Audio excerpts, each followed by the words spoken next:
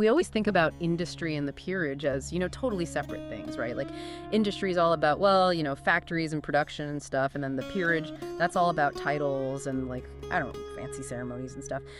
But I was looking at this chapter 7 industry and the peerage, and well, it's got me thinking, what if there's more to it? Yeah, it's really interesting to consider how those two worlds might have, intersected more than we usually think. Yeah, exactly. And for this deep dive, we're going to be doing just that. We're going to be digging into this chapter and, we're going to see what kind of unexpected connections we can find. Maybe we'll uncover some surprising influences going back and forth between industry and the peerage. What do you think? I think it's a fantastic idea. I mean, just thinking about it, you start to realize there must have been some overlap, right? You have individuals rising through industry, amassing wealth and influence. And, well, the peerage wasn't exactly static. There were new titles created, existing families gained or lost prominence. I'm sure we'll find some interesting stories there. Absolutely. And it's not just about the big names, the famous inventors or the wealthiest lords. We're going to be looking at the character, the ambition, maybe even the surprising backgrounds of the people who shaped both of these worlds. Like, how did they do it? What drove them? Those are the questions we're going to be exploring. Precisely. And I think what's going to be really fascinating is seeing how their actions and decisions, those personal choices, how they rippled out and affected not just their own lives, but the course of industry, the makeup of the peerage, maybe even society as a whole. Okay, so let's dive in. And, the first thing that really struck me in this chapter is this idea of, well, what does it really mean to be noble?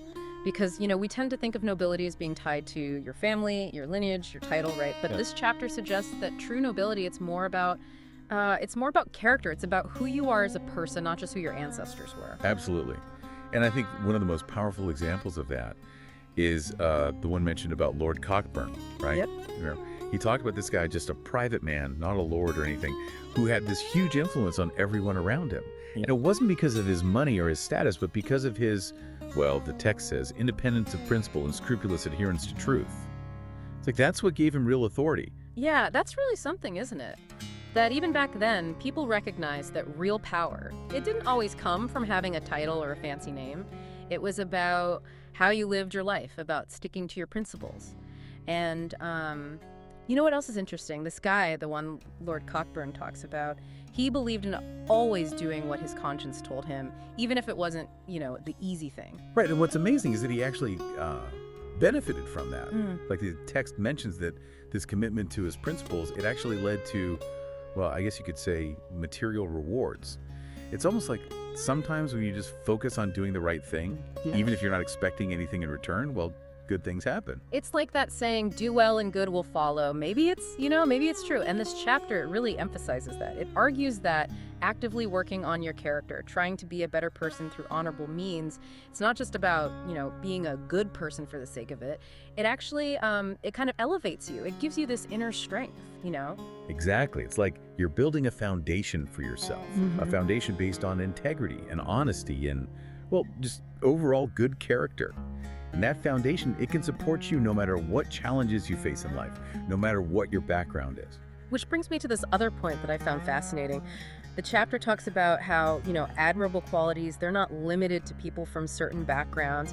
It even uses this example of, well, a mechanic, right? Like someone working with their hands, doing honest work.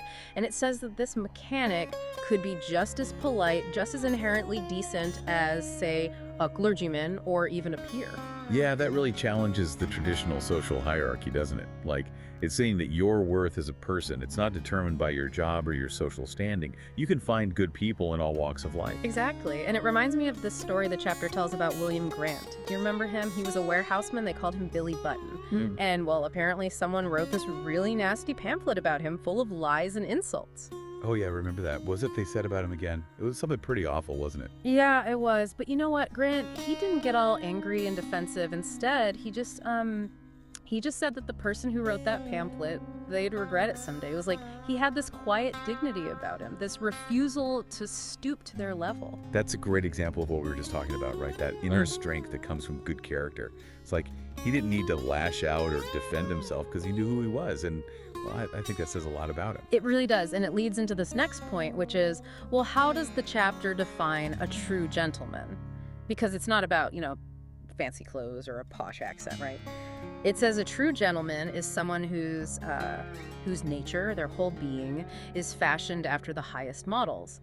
And that kind of person, they command respect, no matter what level of society they're in. It's about having that internal compass, that sense of right and wrong that guides your actions, regardless of what other people are doing or what's considered fashionable.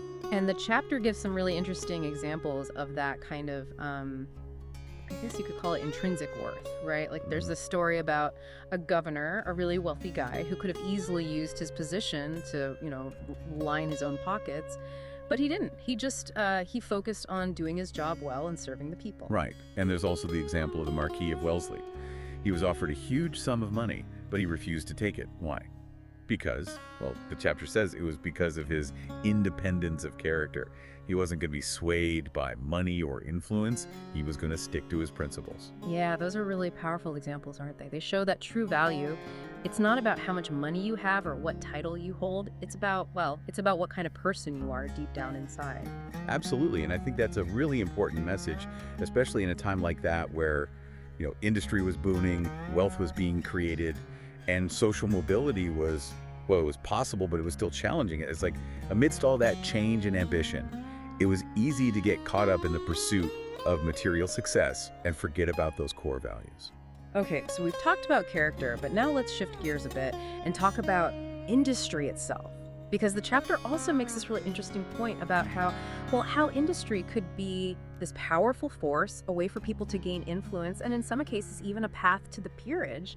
And it starts off with this really strong statement about relying on your own strength. Do you remember that? Oh yeah, that quote about the Norseman, right? The Norseman trusts in his own strength. Yeah. It's like it sets the stage for this whole idea of self-reliance, of working hard and, pulling yourself up by your bootstraps, so to speak. Yeah, exactly. And the chapter goes on to say that, having a clear goal and the will to persevere, those are more important than just being naturally talented. It's about putting in the effort day after day, even when things get tough. And we see that play out in so many of the stories in this chapter. Take Richard Foley, for example. He was trying to replicate this iron-splitting machinery, and at first, he just couldn't figure it out. He failed again and again.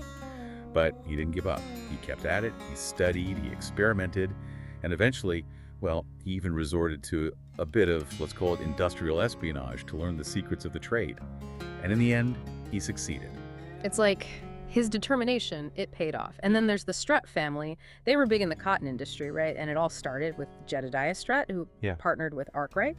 And then his sons, they inherited his mechanical aptitude, his drive to innovate, and they kept building on his success generation after generation. It's like a perfect example of how hard work and a focus on innovation, they could create a real legacy.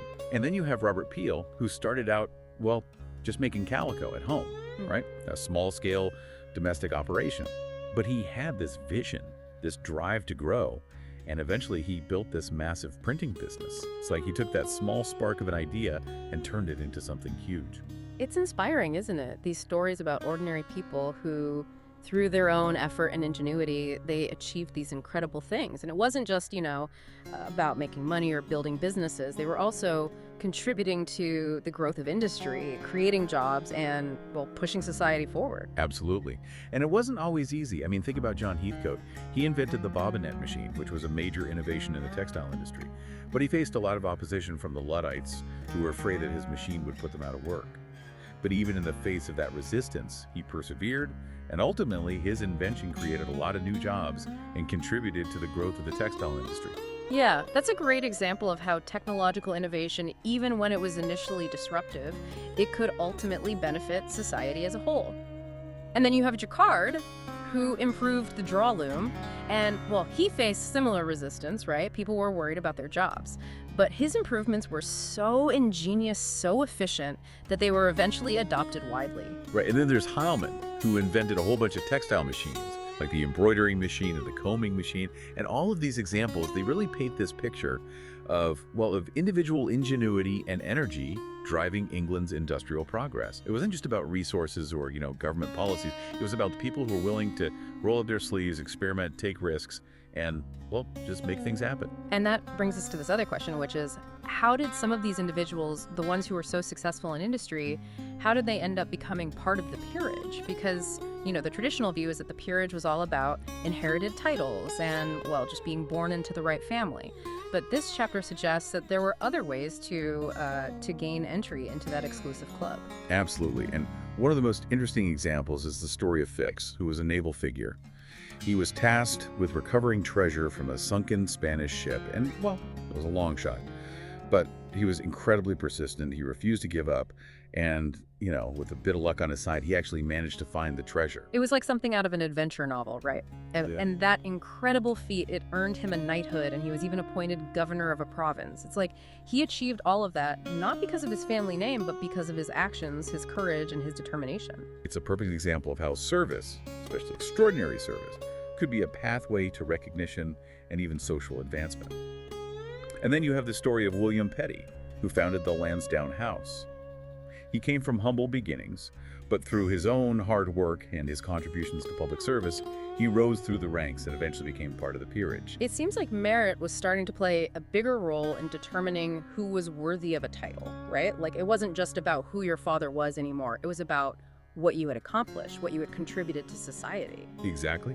And the chapter points out that a significant number of British peerages were actually founded by successful lawyers, many of whom came from, well, non-aristocratic backgrounds. Like, for example, there's Lord Tennyson, whose father was a barber. It's like, that's a pretty amazing example of social mobility, right? Someone from a humble background rising to the very top through hard work and dedication. Yeah, that's incredible. And even in cases where there was some noble ancestry, like with Lord Erskine, the emphasis was often on personal achievement.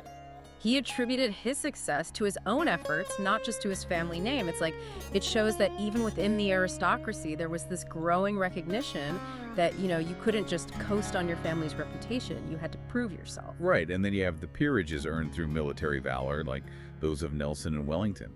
They were heroes, national icons, and their titles were a recognition of their extraordinary service and leadership on the battlefield. And it wasn't just law and the military. There's this fascinating example of Lord Rossi, who was a peer, but he also had this amazing mechanical aptitude. He could have been, a successful inventor, even if he wasn't a lord. It's like he had these talents and interests that transcended his social standing. Yeah, Lord Rossi is a great example of how those traditional boundaries between industry and the peerage, they weren't always so clear-cut. You had individuals who were both aristocratic and technically skilled, and they could move between those worlds with ease. It's like these categories that we use to define people, they're not always so rigid, right? People are complex, they have multiple interests, and sometimes their talents and their passions can lead them down unexpected paths. Absolutely. And I think that's one of the key takeaways from this chapter.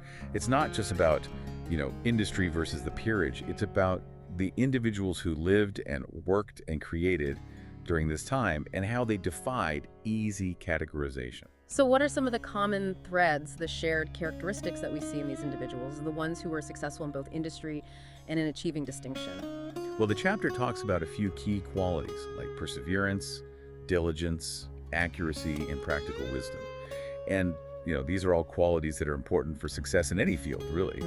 But they seem to have been especially crucial during this era of rapid industrialization and social change. Yeah, it makes sense, right? Like if you're trying to build a business, invent a new machine, or, navigate the complex world of politics and society, you need to be able to focus, work hard, and make smart decisions. And these qualities, they're not limited to people from any particular background. There's something that anyone can develop with effort and practice. Exactly. And we see that reflected in so many of the examples from the chapter. Like, take Sir Walter Scott. He was a lawyer, and he was known for his incredibly disciplined work habits. He was meticulous, accurate, and he got things done. And those habits, they served him well when he later became a successful writer. It's like the skills and the discipline he developed in one area of his life, they were transferable to another. And it wasn't always about personal gain. Think about Thomas Wright, who dedicated himself to reforming criminals. He wasn't doing it for fame or fortune. He was driven by this deep sense of purpose, this belief that everyone, even those who had made mistakes, deserved a chance at redemption. And then you have David Barclay, who was a very successful merchant, known for his honesty and fairness. He was wealthy, but he used his wealth for good, supporting philanthropic causes and helping those in need. It's like his success in industry, it didn't make him greedy or self-centered. It actually amplified his generosity and his commitment to making the world a better place. It's inspiring, isn't it, to see how these individuals, they use their talents and their influence not just for personal gain, but to make a real difference in the lives of others. And it all comes back to that idea of character, that inner compass that guides your actions and shapes who you are as a person. Exactly.